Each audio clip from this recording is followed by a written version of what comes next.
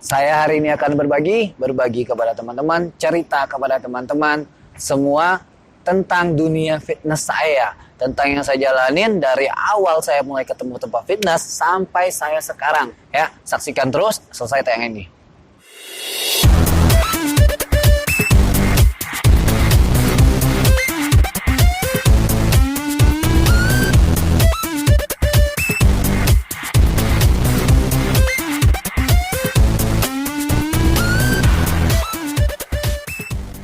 Oke, nah akhir-akhir ini di akun sosial media saya, di Instagram saya banyak banget teman-teman yang baru mulai ke tempat fitness. Pengalaman dari mereka yang masuk ceritanya ke DM saya. Banyak-banyak pertanyaan tentang gimana pertama kali mereka ke fitness, cara menghadapi jenuhnya fitness, suplementasi, atau enggak pola makan yang mereka jalani selama ini.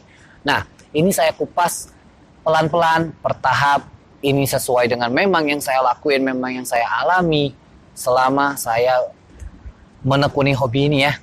Nah, jadi saya sedikit cerita tentang profil saya. Jadi 2006 saya memulai mengenal dunia fitness. Di situ berat badan saya 65 kg, umur saya waktu itu 16 tahun. 16 tahun 2006 itu benar-benar nggak ada bantuan yang kayak sekarang. Yang bisa mungkin lihat YouTube, yang mungkin sosial medianya. Banyak banget untuk kita pelajari. Di situ saya mengenal dunia fitness dari satu gym kecil di daerah. Gymnya kecil banget, yang di situ cuma punya beberapa mesin yang kayak mesin bench pressnya cuma satu. Itu pun udah ya fungsinya nggak terlalu bagus banget ya, nggak seperti sekarang gym-gym yang mempunyai alat-alat yang benar-benar udah modern banget. Nah, pertama kali saya ketemu fitness itu umur 16, saya kelas baru masuk menginjak 2 SMA. Di situ saya mempunyai berat badan 65 kilo. Masih main basket, masih ikut klub basket. Di situ berat badannya kecil banget. Saat saya merasa badan saya kecil banget, saya sering nonton film laga. Saya termotivasi beberapa aktor. Dan saya pikir, wah kalau punya badan segitu keren kali ya. Keren. Mau banget punya muscle begitu. Di pikiran anak umur segitu, itu mudah banget. Dari itu saya mulai ke tempat fitness. Di situ enggak ada sama sekali edukasi tentang fitness ke saya. Yang ada cuma, oke, lu angkat, pasti gede. Lu angkat berat, pasti lu punya otot yang gede. Makan yang banyak, pasti badannya gede. Enggak ada edukasi bagus banget seperti sekarang yang kalian bisa dapetin di YouTube, di Instagram, dimanapun. Benar-benar minim edukasi. Tapi di situ saya mengerti, saya nggak bisa begini terus. Saya nggak bisa mengharapkan orang lain buat perkembangan diri saya sendiri. Di situ saya mulai menggulati dunia fitness. Saya belajar tahun demi tahun. Saya belajar melalui majalah. Waktu itu masih sering banyak majalah ya. Men's Health, Reps, masih banyak banget majalah. Nggak ada yang kita bisa lihat tuh di YouTube tuh, nggak ada, belum ada. Edukasi tentang dunia fitness tuh masih minim banget waktu itu. Ke fitness, orang yang badannya gede-gede, yang gayanya gimana tengil banget. Saya tanya gimana caranya begini. Nggak ada satupun yang mengajari saya. Kecuali maksa saya buat angkat berat. Di situ saya juga berpikir, saya harus angkat berat gitu loh. Saya nggak mengerti yang namanya protein. Saya nggak mengerti yang namanya karbohidrat. Di situ saya coba sendiri, saya terapi, saya belajar melalui majalah.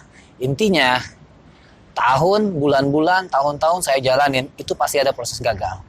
Saya pernah di 2008, sampai 2009, saya pernah mengikuti ajang body contest, dan itu saya lakuin gagal. Saya pernah juga coba, kata orang, makan jus ayam di jus blender, ayam putih tanpa garam, tanpa nasi putih, jemuran siang hari. Saya udah pernah ngelaluinya.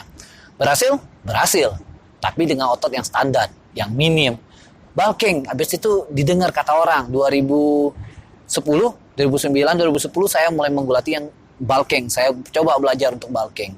Di situ saya tanya pada teman-teman yang mungkin binaraga, bodybuilding, saya coba bertanya. Selalu yang saya dapatin cuma suplementasi, protein gede, main yang berat. Saya mengerti suplementasi waktu itu, tapi saya nggak mengerti yang namanya ada suplementasi yang baik ke tubuh, ada suplemen yang tidak bagus buat tubuh. Nah, saya coba pelajari satu persatu. Saya pelajari sendiri, oke, kalian pakai segini, 5 butir amino, bisa badan bisa gede. Saya sudah pelajari Saya pelajari sedikit demi sedikit suplemen. Saya pelajari tentang susu tanpa ada pemberitahuan edukasi yang bagus banget dari teman-teman bodybuilding saya waktu itu ya. Nah, namanya proses. Pasti ada yang namanya jenuh. Pasti ada titik di mana kalian merasa, oke, saya coba enggak berhasil. Orang lain coba bisa berhasil. Jangan protes waktu itu. Jangan protes proses kalian. Jalanin aja. Kering, tebal, kurus, gede, bagus, jelek, itu semua punya genetik masing-masing. Ya, genetik yang benar-benar nggak bisa diubah. Tapi metabolisme itu bisa kita ubah. Ya, jadi untuk pemula-pemula, teman-teman yang baru kenal dunia gym, jangan takut, jangan kecewa, jangan minder. Di tempat gym banyak orang yang mungkin terlalu sombong buat pamerin ototnya, sehingga nggak bisa membantu kita buat latihan. Buat dirinya sendiri, sehingga dia mengacukan kalian yang baru-baru datang ke gym. No, jangan takut.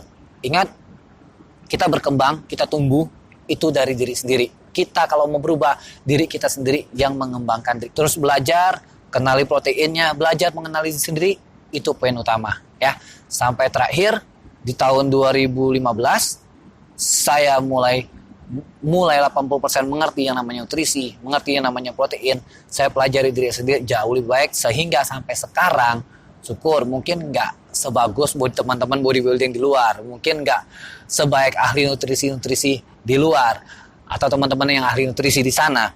Cuma setidaknya saya lebih mengerti diri saya sendiri. Saya nggak konsumsi lagi makan makanan tawar, enggak, kecuali event prepare saya kompetisi ya. Ada beberapa hari yang mungkin next saya bahas untuk prepare kompetisi saya, makanan apa aja saya konsumsi. Ada yang tanpa rasa tuh ada banget, karena ada beberapa macam lah program buat kompetisi. Nah, balik lagi ke kalian, jangan terlalu terfokus ke diet orang yang berhasil. Kalian harus ngerti goalsnya apa, diet itu tujuannya buat apa. Ada berbagai banyak program diet sekarang yang mungkin nggak semua cocok ke kalian. Coba satu-satu mengerti level fitness kalian di mana, cepat apa lambatnya metabolisme kalian, istirahat kalian gimana, kalian mengerti, baru kita bisa memilih pola diet yang mana buat kita. Ya, jadi buat teman-teman di sana jangan kecewa, jangan minder. Enggak ada proses itu yang dari langsung gede, enggak ada. Manusia tuh enggak ada yang diciptain sempurna, enggak ada. Suplementasi akan saya bahas next di berikutnya. Tapi di tema begini saya cuma menyampaikan sedikit buat teman-teman sana, sedikit kata-kata semangat. Pertama, olahraga bukan buat hari ini. Olahraga itu buat beberapa 10 sampai 20 tahun ke depan. Saat kita udah masa lanjut usia, itu bakal kerasa banget ya. Itu pertama. Kedua, kalau mau berkembang, ngandalkan diri sendiri. Jangan mengandalkan orang lain. Di gym, di tempat olahraga manapun, mengandalkan diri sendiri. Oke? Nah, untuk teman-teman semua, ikutin prosesnya, programnya, jangan minder. Orang 1 bulan bisa jadi, 1 tahun bisa jadi, kalau perlu 2 tahun, nggak apa-apa. Semua punya proses masing-masing, semua punya hasil masing-masing. Nikmati, bersyukur aja. Semua tubuh kita yang lengkap, bersyukur aja. Nggak perlu membandingkan sama yang lain. Oke? Next berikutnya mungkin saya akan sharing-sharing lagi, kasih komen aja ke bawah ini, kasih aja masukannya ke video ini, nanti saya bakal bahas satu persatu sesuai yang saya lakukan, yang saya alami. Oke? Thank you teman-teman semua, jaga kesehatan, jaga badannya, jaga pola makannya selalu. Salam sehat.